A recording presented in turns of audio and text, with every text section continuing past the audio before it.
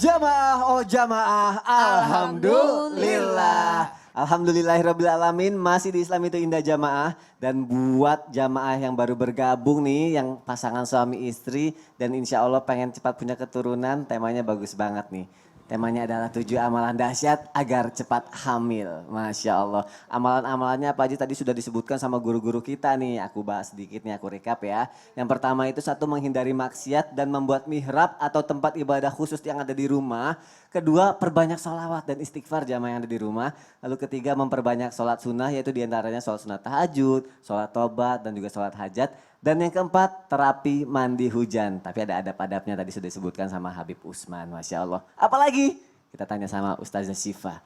Ustazah Syifa, benar nggak Ustazah? Ada lagi orang yang mengamalkan adab-adab itu, mengamalkan adab-adab untuk menafkahi istri, batin, ya, istri. Hubungan suami istrinya itu. Adab-adab mendatangi istri ya. Mendatangi istrinya ya, itu ada adab-adabnya ya, itu seperti apa Harusnya nih? ini yang jelaskan Habib atau Ustadz Maulana. Tapi kan anaknya sudah lebih banyak. Oh iya Masya Allah. Tapi dari sudut pandang perempuan aja.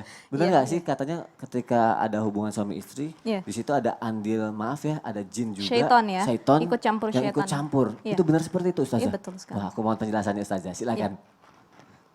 Bismillahirrahmanirrahim, jamaah Islam itu indah yang ada di rumah. Jangan sampai salah satu ibadah pernikahan. Jadi ibadah itu banyak bentuknya. Salah satu ibadah yang paling lama adalah ibadah pernikahan. Terutama ibadah ketika seorang suami mendatangi istrinya di tempat tidur. Ternyata ada adab-adab dan tata cara khusus yang harus dilakukan.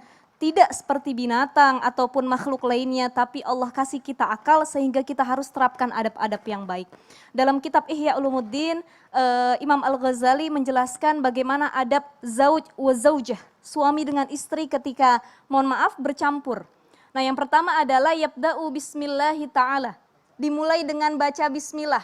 Nah dalam kitab yang lain dijelaskan dalam Qurratul Uyun, dalam Uqudul Lujain, itu kitab-kitab tentang pernikahan semua ya. Bagaimana adab yang harus dilakukan kalau suami mau mendatangi istrinya di tempat tidur, itu alangkah baiknya wudhu dulu. Wudhu diawali dengan sholat sunnah 2 rakaat. Kebanyakan nggak terpikir seperti itu gitu. Lama bener katanya wudhu dulu, sholat sunnah dulu gitu kan. Iya. Nah kalau untuk lebih ringkasnya, Imam Al-Ghazali mengatakan mulailah dengan membaca bismillah. Setelah membaca bismillah, wa yaqra'u qul huwallahu ahad awalan.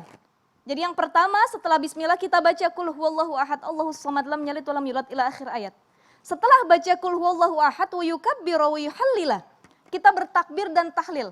Wa yaqula bismillahil aliyil azim Allahumma ja'alha zurriyatan thayyibah in kunta qaddarta an tukhrija zalika min sulbi. Jadi yang baca doa ini suaminya. Ketika dia mau mendekati istri jangan langsung mendekati, baca doa ini dulu. Ya Allahumma ja'alha zurriyatan thayyibah gitu. Nah, wa qala sallallahu alaihi wasallam law anna ahadakum idza ata ahlahu qal. Jadi baru ketika mau mendekati istrinya, mohon maaf, ketika mau bercampur sudah dimulai, baru suaminya dan istrinya dua-dua membaca doa Allahumma jannibni syaitan wa jannibi syaitan ma razaqtana. Ternyata adabnya banyak. Iya, adabnya banyak, Masya Allah. Kalau nggak tahu, karena memang belum tahu ilmunya, belum mempelajari, itu dimaafu sama Allah. Yang penting bismillahnya jangan ketinggalan. Yang penting bismillahnya. Ini udah nggak tahu ilmunya, bismillah juga kagak gitu kan. Jadi setelah itu sudah baca doa ini suami dengan istri, fa in kana bainahuma waladun lam yadurruhu syaitan. Jadi kalau kita baca doa ini, syaitan itu nggak bakal ngedeket. Ya. Karena syaitan itu kan syaitonam marida, itu adjektif kata sifat ya. Segala sesuatu yang buruk itu bisa menggoda manusia. Nah syaitan dalam bentuk dari kalangan jin maupun manusia itu bisa terhindar. Jadi jangan sampai percampuran kita dengan istri itu dicampuri oleh syaitan. Jadi syaitan juga menikmati kenikmatan istri kita. Waduh. Jadi makanya banyak orang tua yang ketika besar, dasar kamu kelakuan kayak, nah gitu kan. Rupanya dulu ketika memproduksinya di situ ada ikut campur setan. Jadi anaknya kelakuannya hampir mirip-mirip gitu. Ya, nah hati-hati jangan salahkan anaknya, tapi kita introspeksi mungkin dulu ketika kita sedang bercampur kita lupa menyebut kalimatullah di situ. Ya.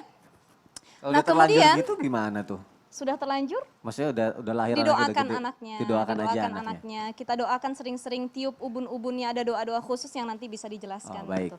Nah kemudian wa idza quribat minal inzal fakul fi nafsika wala tuharrik syafataika alhamdulillahilladzi khalaqa minal ma'i basyaran faja'alahu nasaban wa sihra wa kana rabbuka qadira. Jadi doa ini adalah doa yang dibaca ketika mohon maaf mau mencapai klimaks.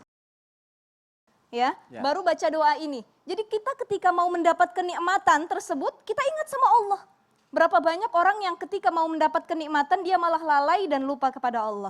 Nah, selanjutnya dijelaskan panjang lebar oleh Imam Al-Ghazali, setelah itu suami dengan istri harus pakai thawbun, penutup. Ada kain yang menutupi. Jadi jangan seperti dua keledai yang sedang bercampur.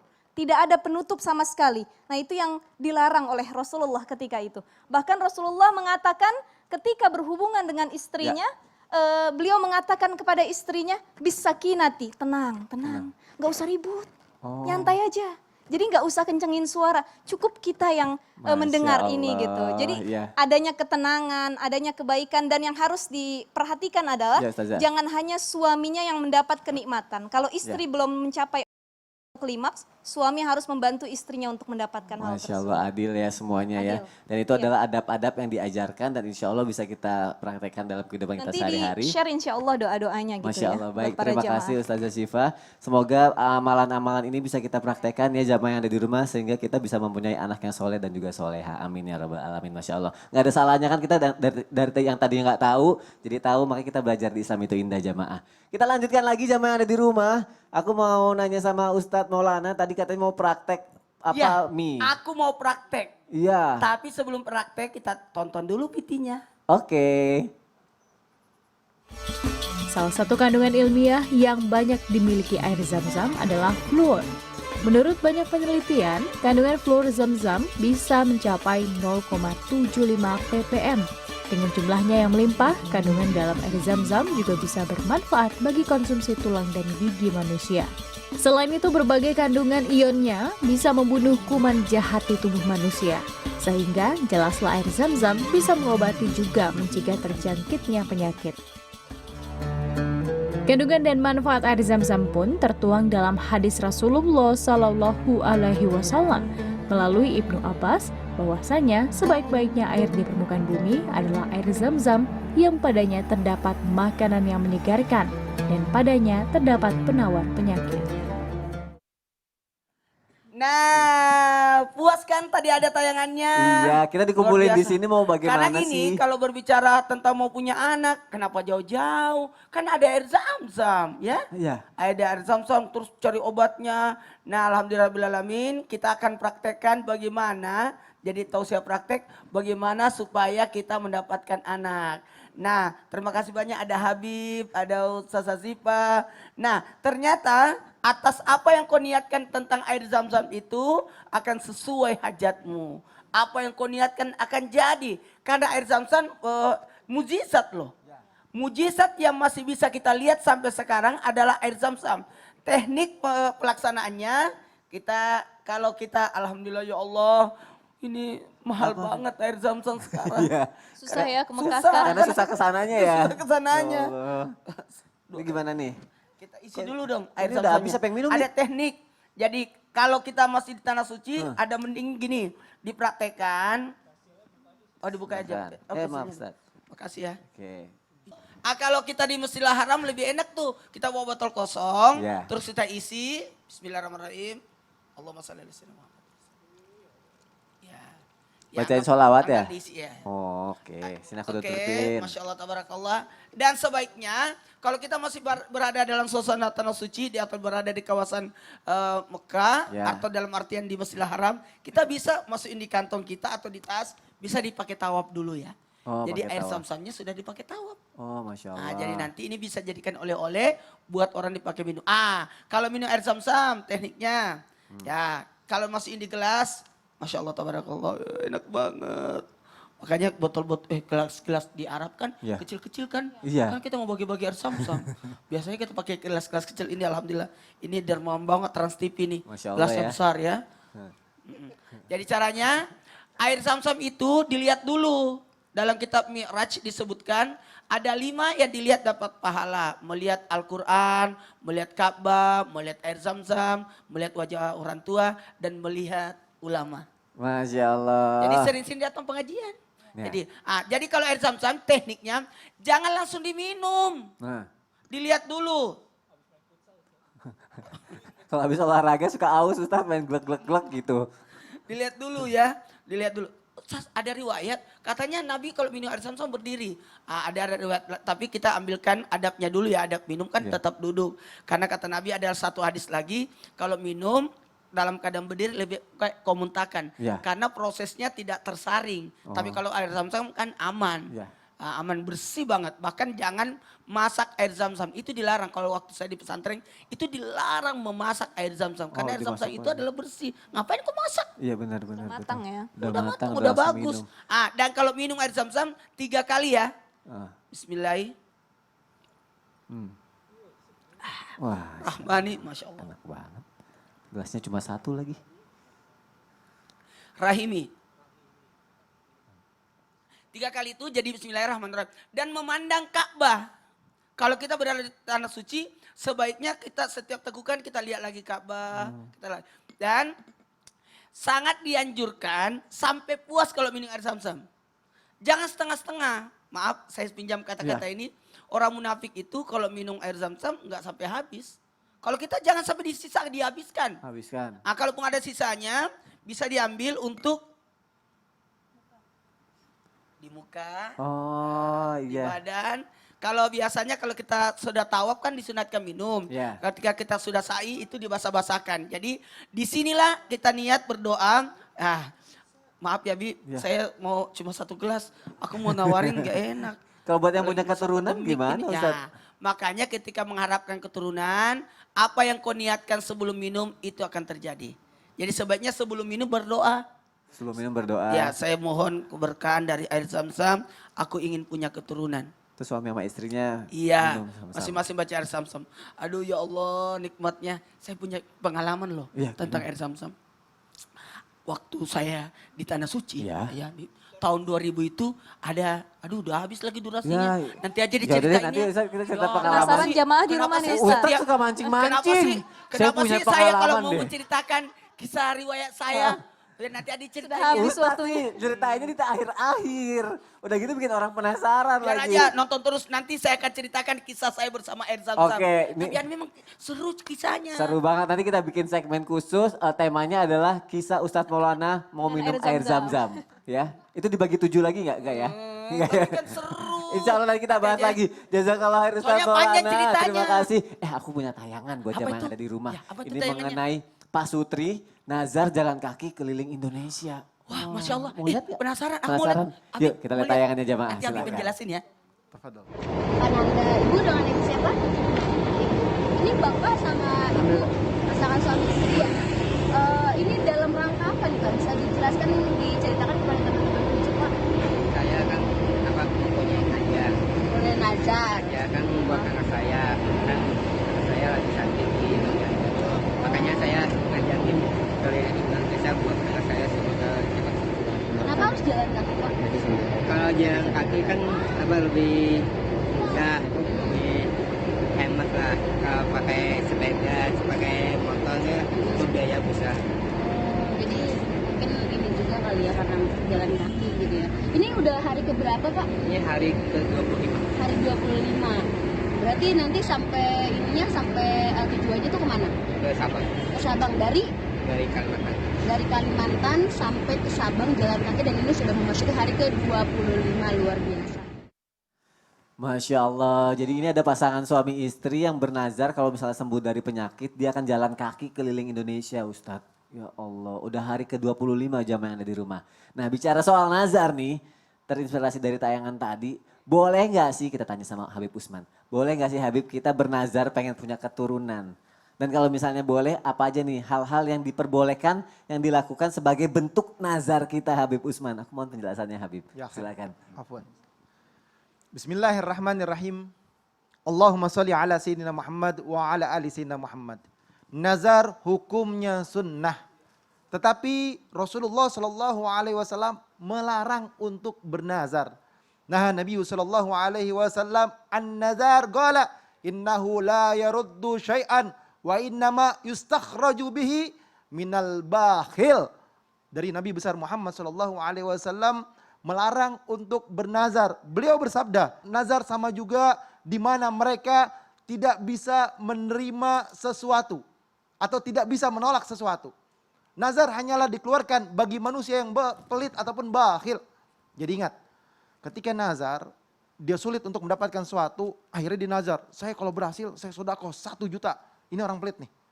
Kenapa nggak dia sedekah dulu? Baru dia munajat kepada Allah, minta kepada Allah.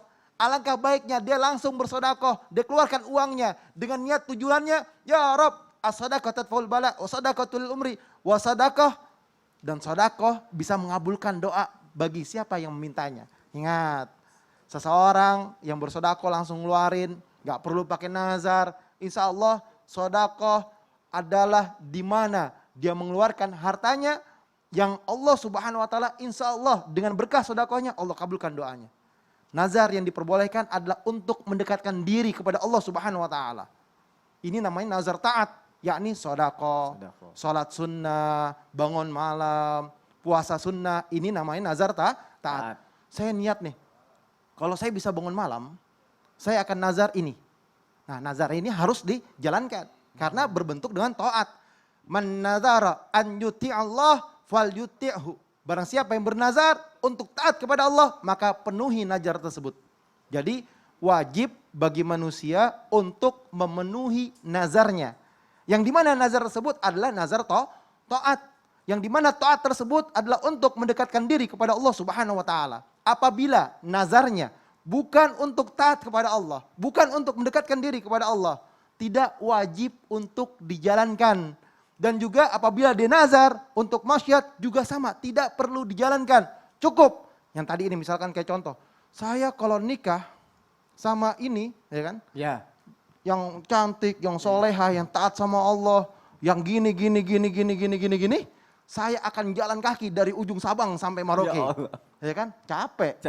Ada juga saya punya teman di mana saya kalau dapat yang seperti ini sesuai dengan kriterianya dia.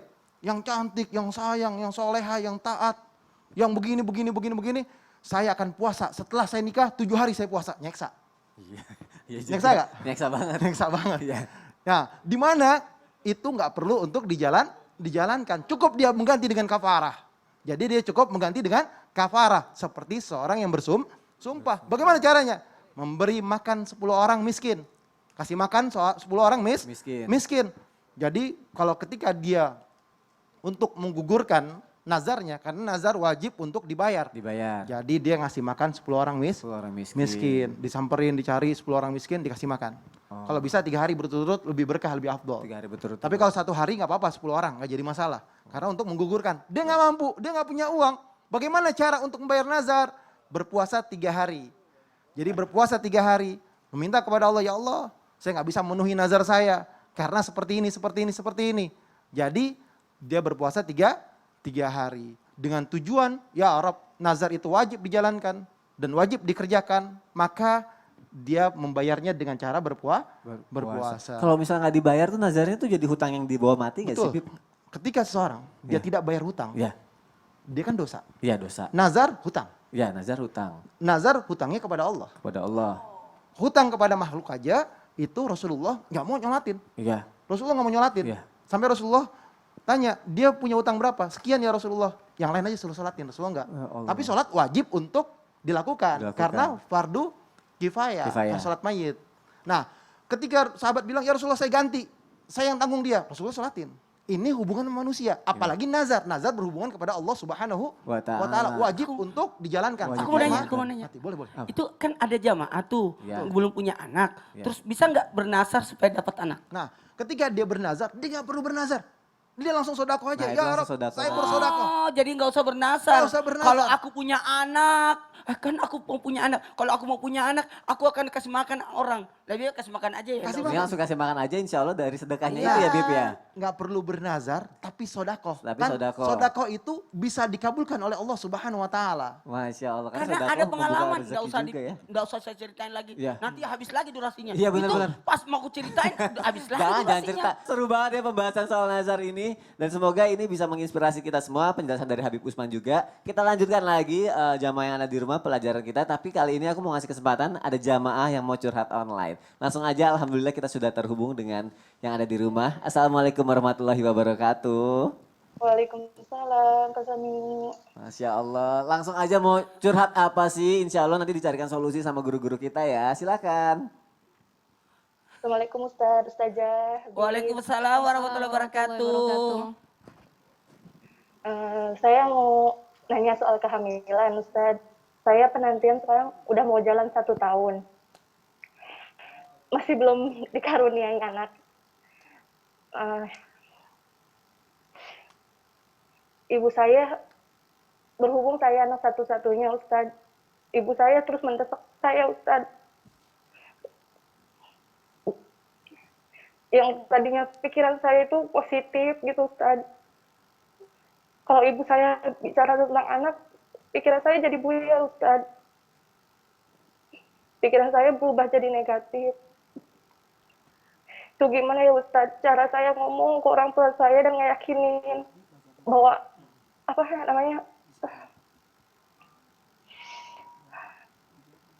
terus Ustaz gini, saya tuh sering ya melihat apa namanya orang yang sering hamil, sering posting gitu. Di dalam hati saya sering rasanya ingin banget gitu lihatnya, kok ini orang sering posting ya gitu. Apa itu termasuk iri Ustaz? Iri, dengki, apa itu udah termasuk penyakit Ustaz? Baik, itu aja Bu pertanyaannya. Iya, udah Ustaz. Baik, jadi beliau ini karena terus merasa tertekan ya Ustadz ya, karena desakan untuk punya anak dan itu dari orang tuanya sendiri. Jadi dinyinyirin gitu, Ustazah kenapa belum punya anak, terus dibilang kenapa begini, kenapa begitu. Nah, jadi ibu yang ada di rumah mohon penjelasannya dan solusi dari guru-guru kita yang ada di Islam itu Indah. Bismillahirrahmanirrahim. Silakan, Ustazah. Buat Mbak yang ada di rumah, saya turut sedih juga karena memang siapa sih orang yang tidak pengen punya keturunan. Semua orang pengen diberi keturunan ya. Tapi kalau dilihat dari lamanya itu baru setahun ya Mbak ya. Saya dulu hampir 2 tahun kosong. Jadi masih lamaan saya daripada Mbaknya sebenarnya gitu ya. Saya hampir 2 tahun kosong, sama pasti banyak orang yang menyinyirin kita. Kok belum punya anak ya, baik itu ke suami ataupun diri kita. Yang lebih sakit itu kadang orang tua sendiri. Ya, atau yang lebih sakit itu mertua biasanya. Kalau orang tua, oke lah kita bisa komunikasi secara baik-baik ya, ngomong dari hati ke hati. Bahkan kalau ibu kita sendiri biasanya mendoakan, ya sudah sabar, nanti Allah kasih pada waktu yang tepat insya Allah gitu. Bagaimana menanggapi mertua biasanya? Saudara, ipar, kakak-kakak kita.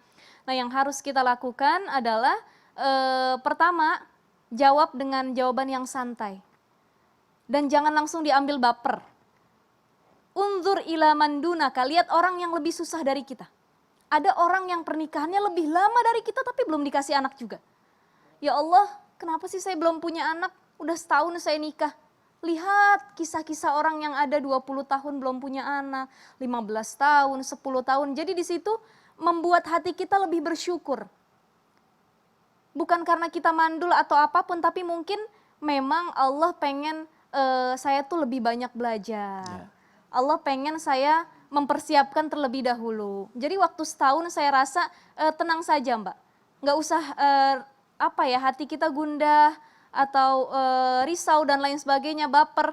Karena setahun itu masih waktu yang sangat pendek. Masih pendek. Ya. Dan gak ada salahnya ikhtiar ke dokter juga gak sih? Ikhtiar medis itu harus. Ya. Ikhtiar medis harus. Kita minum vitamin, obat dan lain sebagainya. Tapi juga yang tadi dijelaskan oleh para guru-guru kita, jangan lupa untuk ikhtiar secara agama. Dengan doa, solawat, istighfar. Kalau perlu kita datangi orang tua kita, dua-duanya kita minta maaf, mungkin ada yang pernah kita lakukan tanpa kita sengaja. Nah kalau perlu kita minta maaf sama suami. Suami juga minta maaf sama kita. Jadi saling meminta maaf atas kesalahan kita. Introspeksi diri dulu ya. Introspeksi diri. Jadi dulu sebelum saya hamil, itu saya nyuci kaki suami saya. Oh gitu. Nyuci kaki suami saya.